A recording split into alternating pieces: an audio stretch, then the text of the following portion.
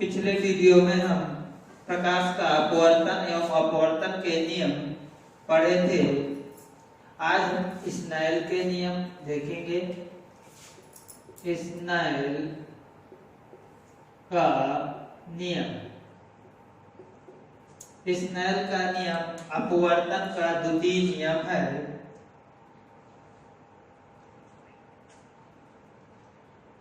अपवर्तन के द्वितीय नियम के अनुसार आपतन कोण की ज तथा अपवर्तन कोण की ज का अनुपात सदैव नियत रहता है, जिसे नियतांक कहते हैं। यही स्नेल का नियम है।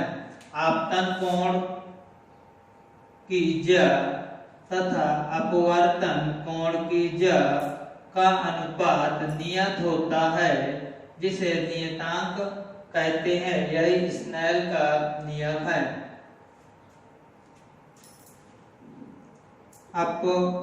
अपवर्तनांक,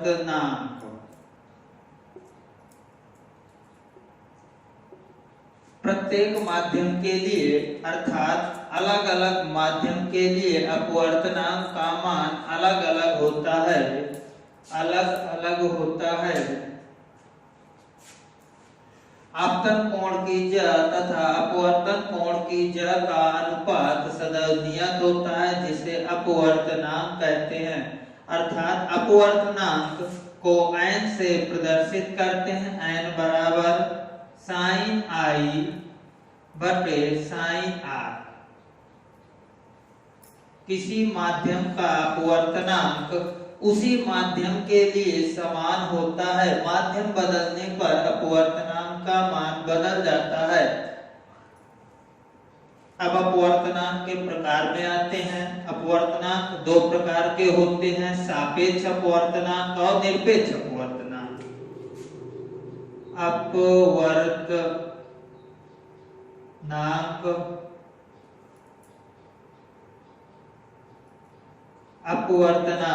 अपवर्तनांक दो प्रकार के होते हैं, निरपेक्ष पेक्ष और सापेक्ष। निरपेक्ष अपवर्तनांक और सापेक्ष निरपेक्ष अपवर्तनांक में पहला माध्यम निर्वात और दूसरा माध्यम कुछ भी हो सकता है, जबकि सापेक्ष अपवर्तनांक में दोनों माध्यम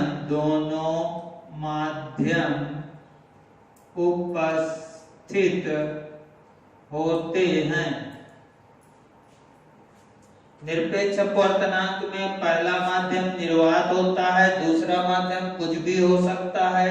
सापेक्ष अपवर्तनांक में दोनों माध्यम उपस्थित होते हैं, अर्थात निरपेक्ष अपवर्तनांक। निरपेक्ष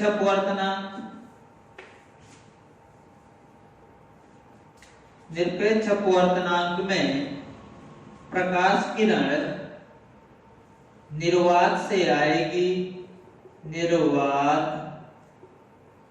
और ये माध्यम निर्वात से आएगी। निर्वात से आने के पश्चात दूसरे माध्यम में अभिलंब की ओर झुक जाएगी। निर्वात में प्रकाश की चाल c और माध्यम में प्रकाश की चाल b। ये माध्यम में और निर्वात में प्रकाश की चाल का मान 3 × 10⁸ मीटर प्रति सेकंड होती है। निरपेक्ष अपवर्तनांक की परिभाषा है, इस अपवर्तनांक में पहला माध्यम निर्वात होता है, अर्थात प्रकाश किरण निर्वात से आकर किसी माध्यम में जाती है, अर्थात आने वाली प्रकाश किरण निर्वात से होकर किसी माध्यम में जाती है। इस घटना को अपवर्तन कहते हैं। इसमें जो अपवर्तनांक उत्पन्न होता है उसे निरपेक्ष अपवर्तनांक कहते हैं। निरपेक्ष अपवर्तनांक में पहला माध्यम निर्वात होता है। निर्वात के सापेक्ष किसी माध्यम का अपवर्तनांक निरपेक्ष अपवर्तनांक कहलाता है। फिर से इसके देखते हैं। निरपेक्ष अपवर्तनांक में पहला माध्यम निर्वात होता है। निर्वात के सापेक्ष किसी माध्यम का अपवर्तनांक निरपेक्ष अपवर्तनांक कहलाता है। इसे n माध्यम, अगर हम कांच लेते हैं तो G प्रयोग करेंगे तो ये आएगा Ng बराबर निर्वात में प्रकाश की चाल बटे कांच में माध्यम, कांच में प्रकाश की चाल, प्रकाश की चाल। अगर हम निर्वात में प्रकाश की चाल से कांच में Vg, तो हमारे पास सूत्र आया Ng बराबर C/Vg।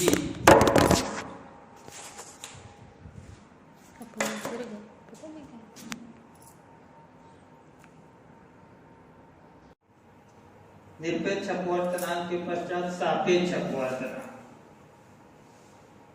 सापेक्ष अपवर्तनांक में दोनों माध्यम उपस्थित होते हैं, अर्थात एक माध्यम के सापेक्ष दूसरे माध्यम का अपवर्तनांक सापेक्ष अपवर्तनांक कहलाता है।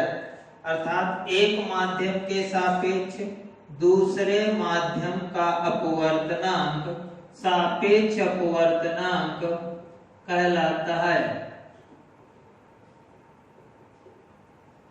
सापेक्ष अपवर्तनांक, ये माध्यम एक, माध्यम दो, ये हमारा विरल, ये सघन। जब प्रकाश किरण विरल माध्यम से सघन माध्यम में जाएगी तो अभिलंब की ओर झुक जाएगी। ये आपतन कोण I या अपवर्तन कोण R। ये माध्यम एक का निरपेक्ष अपवर्तनांक, ये माध्यम दो का निरपेक्ष अपवर्तनांक।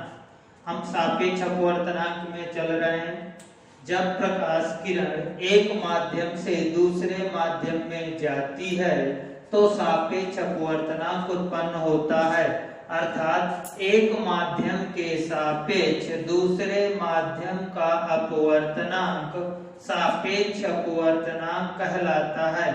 अर्थात एक माध्यम के सापेक्ष दूसरे माध्यम का अपवर्तनांक अर्थात 1 और 2 बराबर पहले माध्यम में प्रकाश की चाल बटे दूसरे माध्यम में प्रकाश की चाल।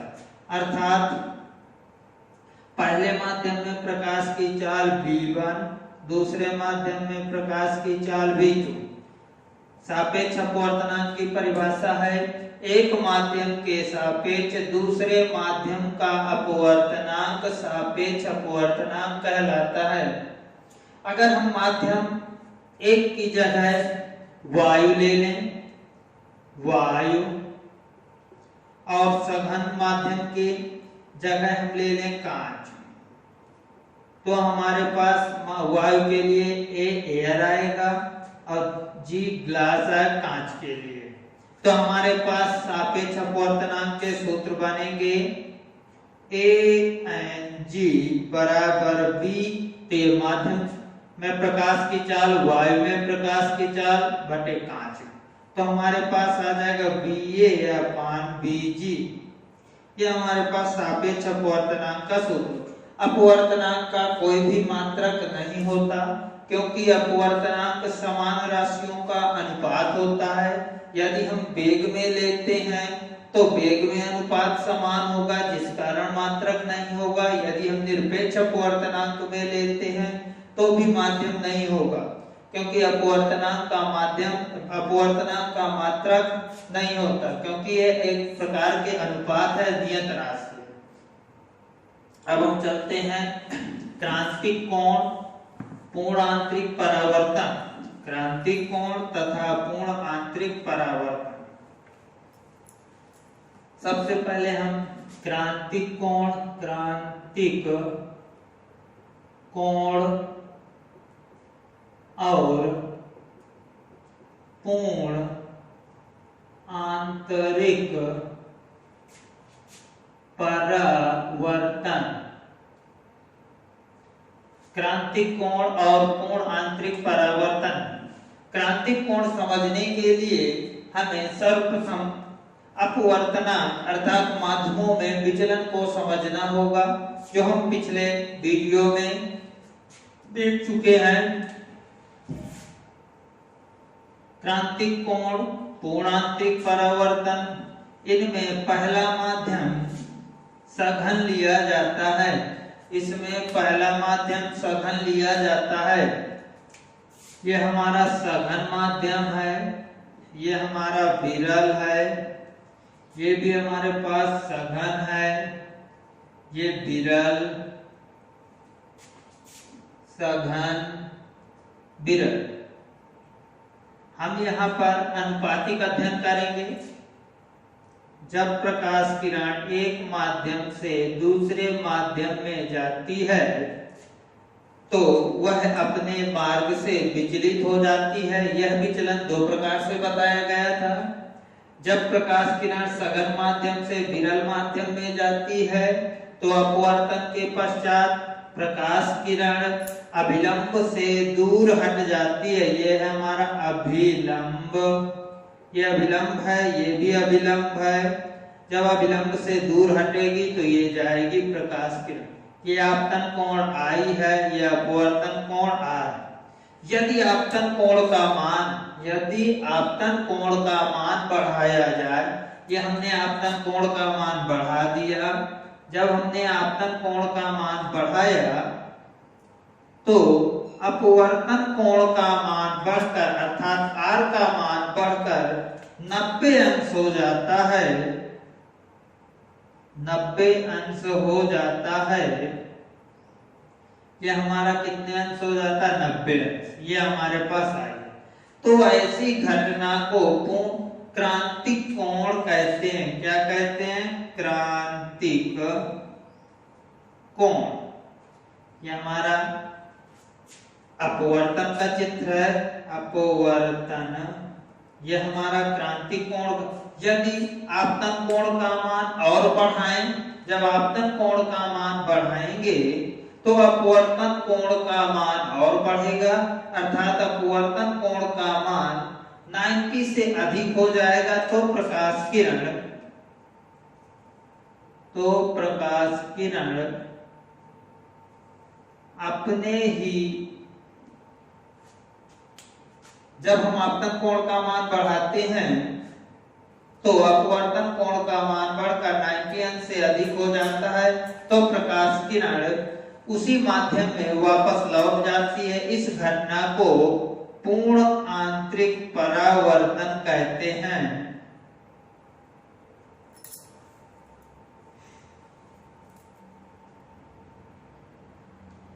पूर्ण आंतरिक परावर्तन।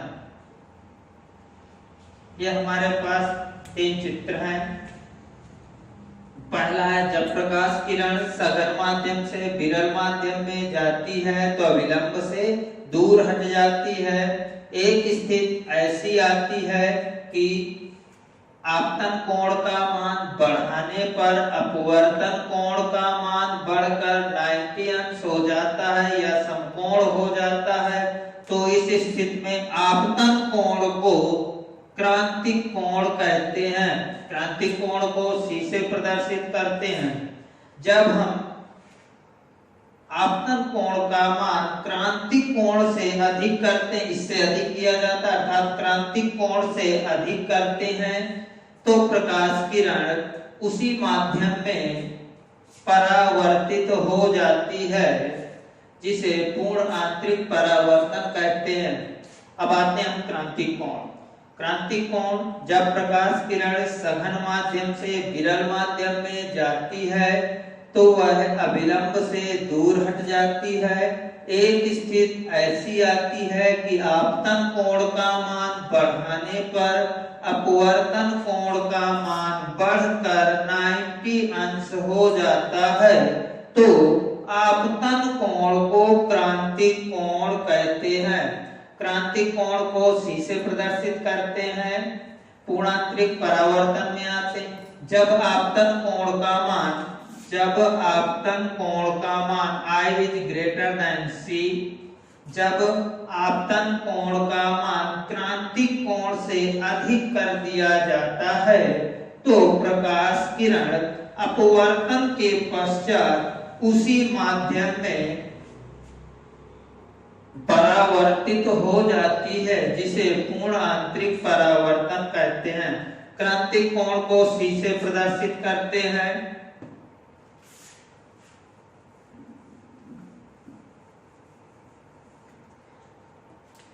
ये सघन माध्यम है, ये हमारा विरल माध्यम है।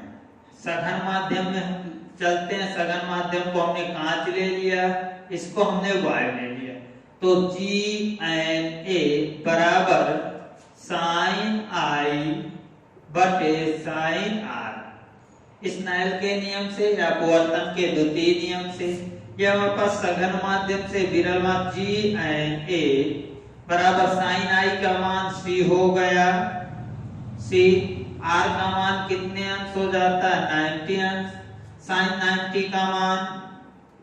sin 90 का मान 1 होता है, तो GnA बराबर sin C। अगर हम इसको सघन माध्यम से विरल है, इसको हम विरल से सघन कर दें, ANG बराबर 1 बटे sin C। ये हमारे पास क्रांतिक कोण का व्यंजक आ गया। हमारे पास क्रांतिक कोण पूर्णांतरिक परावर्तन को हम फिर से देखते हैं। जब प्रकाश किरण सघन माध्यम से विरल माध्यम में जाती है तो वह अविलंब से दूर हट जाती है, अर्थात अपवर्तन के पश्चात अविलंब से दूर हट जाती है। एक स्थिति ऐसी आती है कि आपतन कोण का मान बढ़ाने पर अपवर्तन कोण का मान 90 अंश हो जाता है, तो आपतन कोण को ही क्रांतिक कोण कहते हैं। ये हमारे पास है सघन माध्यम के सापेक्ष विरल माध्यम का sin I upon sin R, GnA sin C upon sin 90 का मान रख दिया, sin 90 1 हो गया। GnA सघन माध्यम के सापेक्ष विरल माध्यम में sin C, अगर हम इसको विरल माध्यम से सघन माध्यम कर दें तो 1 अपान sin C आ जाएगा। अब हम पूर्णांतरिक परावर्तन में चलते हैं। जब प्रकाश किरण सघन माध्यम से विरल माध्यम में जाती है तो अपवर्तन के पश्चात अविलंब से दूर हट जाती है। एक स्थिति ऐसी आती है कि आपतन कोण का मान क्रांतिक कोण से अधिक हो जाता है, तो प्रकाश किरण अपवर्तन के पश्चात पुनः उसी माध्यम में लौट जाती है। इस परिघटना को पूर्ण आंतरिक परावर्तन कहते हैं। यह आज हमने अपवर्तनांक पढ़ा। अपवर्तनांक में सापेक्ष अपवर्तनांक, निरपेक्ष अपवर्तनांक पढ़ा, फिर इसके पश्चात क्रांतिक कोण पढ़ा और पूर्णांतरिक परावर्तन